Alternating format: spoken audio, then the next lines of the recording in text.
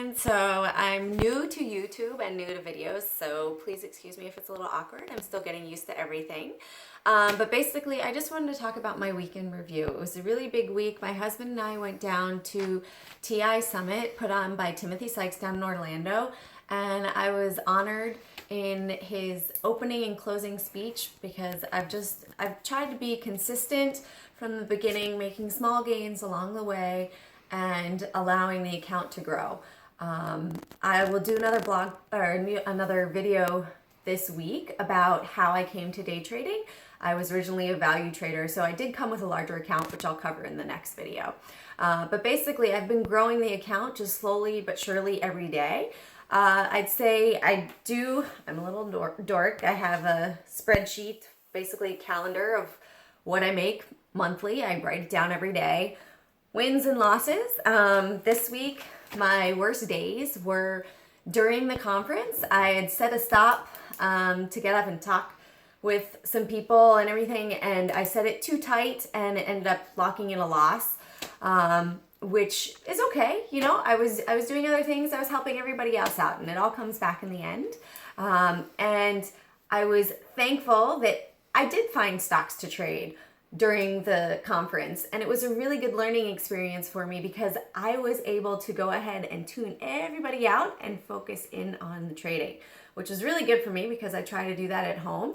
And it's really about being present in the moment with the price action in what you're looking for with your strategies.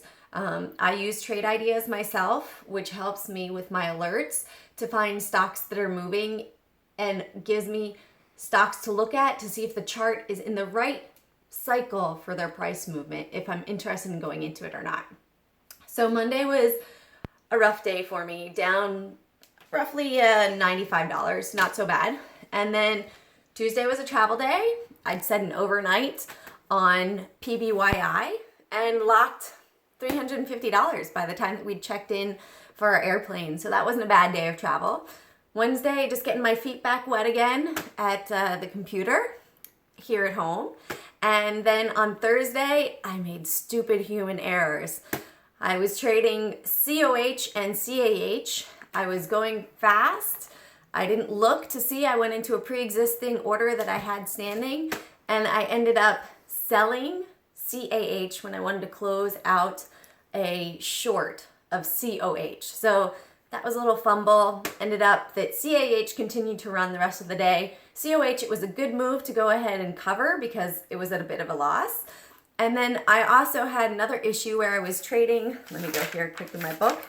Here's my book. I write down all my trades for all those people that don't believe me. And 2,500 of SRPT. I was also trading STRP at the time. But I went in and I put in, what I meant to put in was a stop, and it was a pre-existing order.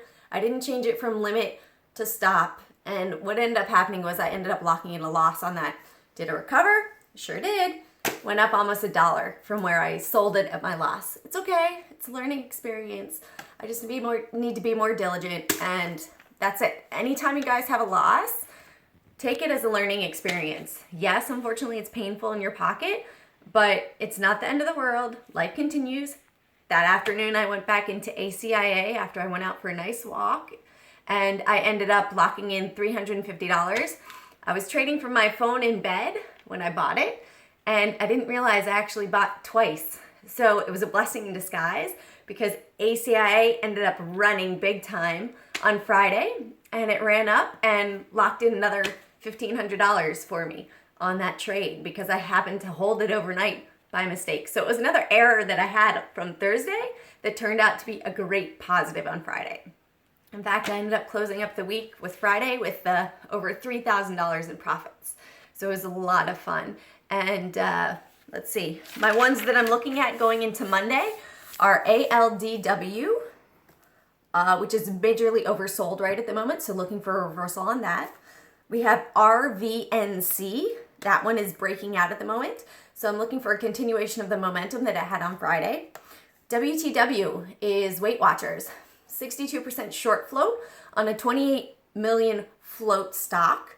and only needs a little bit of a catalyst and some volume, and that one's going to go ahead and run on up. So I'm interested in that more for a longer term holding to see how it goes, as I was looking at with STRP before too. STRP dropped down to 16.5. I started buying down there, taking my profits as it went up, and I'm back in it again for an overnight hold as it was just touching the 200 moving day average, and it looks like it's going to continue because it does have a large short float as well, and it is another low float stock. The other one is ACIA. I have a very small position in that, but that one was running big time on Friday, so looking for the continuation into Monday. All right, I hope this helps you out a lot. Again, sorry for my fumbles. It's my second video for YouTube, but looking to help share with you guys and to help you learn and to review my week. So if there's anything that you want to see, any questions that you have to ask, we're going to go ahead and put all the links at the bottom. And that's it. So I hope it helped. Have a great day, guys. Good luck in your trading.